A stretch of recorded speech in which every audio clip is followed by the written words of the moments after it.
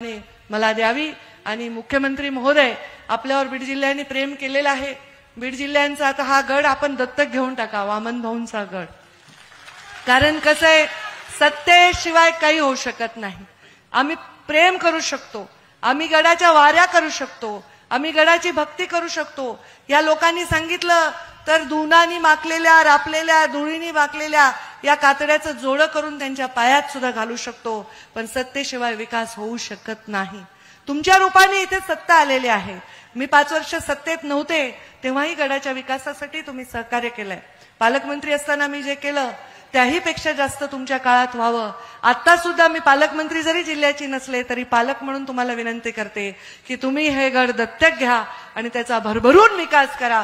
आणि या गडाचा विकास करा म्हणजे काय, तर इथे येणाऱ्या भाविकांचा विकास करा, इथे येणाऱ्या भाविकांची सोय करा, त्यांच्या जीवनामधले कष्ट कमी करण्यासाठी आपल्या सत्तेचा उपयोग करा। वामन भाऊंचे आशीर्वाद तुम्हाला लाभतील, भगवान बाबांचे लाभतील, मुंडे साहेबांचे तर आहेच। तुम्ही मला वाटतं 17 वर्षाचे होते आदरणीय देवेंद्रजी जेव्हा त्यांच्या वडिलांचं निधन झालं। त्यांच्या वडिलांची खूप नाव होतं आणि ते नागपूरमध्ये माझे बाबा नेहमी सांगायचे, आई सांगायची, त्यांच्याकडे नेहमी एक जेवण ठरलेलं असायचं।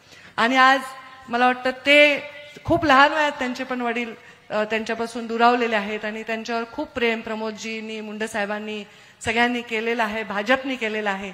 आज ते तिसऱ्यांदा मुख्यमंत्री म्हणून आले।